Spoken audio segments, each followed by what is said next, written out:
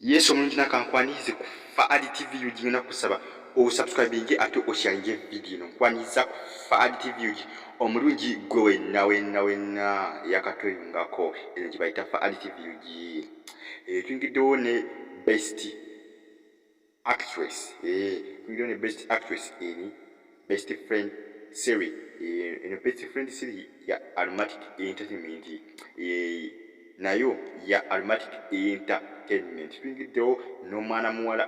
n'azannya bulungi bambi naye best friend kana akazannyo ka best friend akazannyibwa ekibiina kya Almatic Entertainment kakatandika era nga bali ku butundu obusookera ddala naye mwana muwala azannya bulungi nnyo ebitagambika bamuyise Fifi the Queen bambi azannya bulungi nnyo muzannyi mulungi nnyo ebitagambika engeri gy'azannyamu si mbi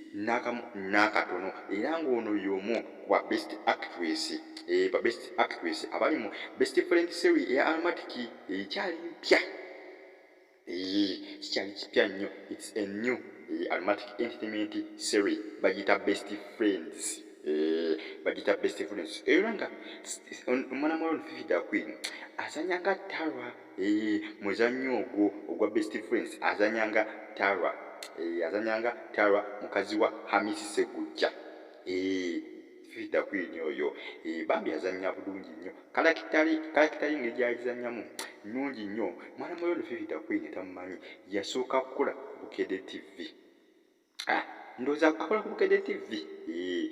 jjukira Bukedde TV tefunangayo omuntu yenna ng'akola ku TV yaabwe ng'ate muzannyi wa Bannayuganda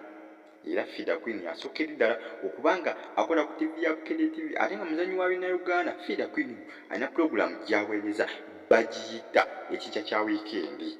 ebeera ku Bukedde TV 1 buli lwa mukaaga. Mwana muwala era yasookedde ddala okuva ku Bukedde TV nga muzannyi wa Bannayuganda ate ng'akola ku TV ya Bukedde TV newankubadde Suna Ben kwali ne Suna Ben ejja ebiseera ebisinga yaba azannya bu comedy si Bannayuganda eby'obutundu just azannya comedy ne Kayibanda yerine azannya bu comedy. Fifi the Queen yasookedde ddala okuva ku Bukedde TV ng'azannya Ebinayuganda eby'obutundutundu era ng'essaawa eno munnaye yeegasse ku Almatic Entertainment mu firimu yaabwe empya gye bayita Best Friends ne bambi enzannya gy'azannyamu bambi nzannya nnungi nnyo era bwe twogera ku ba best actress wali wandiise abazannyi abakyala abasinga mu muzannyo guno. Fifi the Queen tosobola mmusuula bbali obeera olina okumuteeka ku mwanjo y'alina okuba ku abo abasookera ddala bamwise Fifi the Queen akuzannyiranga azannyanga Tara. Fifi the Queen abali tafunangako kibiina kyonna kimuteekamu bwesige kuzannya firimu mu kibiina ekyo wabula Almatic Entertainment bambi yamulabyemu omulamwa nemulabamu nti alinamu talenti eyinza okuzannya firimu nembambi nemusembeza mwanjo era essaawa eno munnaye yakyegasseko bambiira ekyo akifa bakulira ddala ekyo akikolera ddala nnyo ebitagambika akolera ddala bulungi nnyo ate nga just bakyali ku butundu obusookera ddala naye ng'ekyo yatandikiddewo okukifa bakula alinga nga akimazeemu emyaka n'emyaka. Mwana muwala ono muzannyi mulungi nnyo bwe tugenda kuba best actress tosobola musuula olina kumuteeka ku mwanjo kuli ku mwanjo kwennyini ali mu Almatic Entertainment. Almatic Entertainment atagimanyi Almatic Entertainment kibiina ekizannya firimu era nga kikulemberwa musajja mukulu amanyikiddwa nga Ahmed Lubowa oba osobola kumuyita Medi Lubowa akikulira musajja mukulu ne CEO waakyo ekibiina kya Almatic Entertainment. Kino kibiina ky'abazannyi ba firimu era bazannya bulungi nnyo ebitagambika bazannyi balungi nnyo era Fifi the Queen naye kati yabeegasseeko essaawa eno bakifa bakulira ddala waliwo ne kanakwala kabadde kakola ku Spark TV bakayita Precious Remy nako kabeegasseeko bano bazannyi bapya mu kibiina kya Almatic Entertainment. Wabula waliwo muli agabadde gayitayira mu Jamila Kalungi abadde azannyira mu Almatic Entertainment balaka bamugobye naye tetunnaba bikakasa bulungi nnyo era nkyabinoonyerezaako njagala kakasa nti bituufu bamugobye Jamila Kalungi yeki ekyamugobezza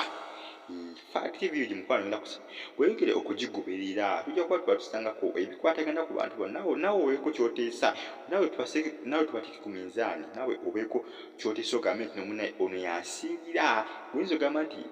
Fifi Daquin yasinga naye ng'ate waliyo omulala ye alina gwalaba asinga essaawa eno kuba nze ndaba Fifi Daquin essaawa eno yasinga ng'omuzannyo gwakatandika kati omanya nti oba gye bujja mu maaso wayinza okubaawo amulyamu akendo oba amusinga n'amukirako ye n'aba nga asinga ku Fifi Daquin engeri gy'azannyamu mukwano asobola okuweereza komenti gwe n'otiisa n'ogamba nti yanze ono munnaye ono yansingira ono gwe ndabanga ye best actress essaawa eno ng'omuzannyo gwakatandika ogwa Best Friends ogwa Aromatic Entertainment baguyita Best Friends muzannyo mulungi nnyo era nga director waagwo musajja mukulu Ahmed Ruwai director w'omuzannyo guno ogwa Best Friends olugero lwagwo lulungi nnyo nga wojja title nti Best Friends mulimu ab'emikwano era mulimuko okwagala baba bannaabo n'ayagala bba wa munne n'ayagala bba wa munne kugamba ebiba bityo nga omanyi eby'emikwano bwe bityo bwe bibeera. Fifi Daquin munnaye gwe nsose naye kati simanyi ndowooza tomanya we bunnajjira awo kati Fifi Daquin essaawa eno yalinga nga ye best actress essaawa eno ng'omuzannyo gwakatandika naye nga gye bali bangi nnyo abalala nja kuba bakutuusaako naye baako endowooza gyo ogambe nti no munnaye nti nze ono yansingira ono asinga ku Fifi Daquin gwe gugamba nti yasinga ate nze ndaba ono yansingira Faad TV yugi mukwano otusanga busanzi ku YouTube n'otekamu Faad TV yugi ojja kuba otulaba bulungi channel yaffe ejja kujja ng'osakinze Faad TV yugi mukwano ngenda kusaba obeera wakagiraba bwoti nga oli mupya subscribe commentinga ku Faad TV yugi video ino gikomentingeko munnaye tubadde ku Fifi Daquin munnaye best actress essaawa eno mu firimu ya Aromatic Entertainment empya gye bayita Best Friends tubadde ku Fifi Daquin enzanya esimbi bambi gwe tubaddeko olunaku olulwali tomanya naawe baako gw'ogamba nti yanze ono yansingira oyinza okuba naye ng'olina gwolaba nga yakusingira osobola okuweereza komenti n'oŋŋamba nti naye mwogereko nga gwolaba alina kalakita ennungi gy'azanya mu muzannyo guno nga gwakatandika kuba essaawa eno sose na Fifi Daquin tomanya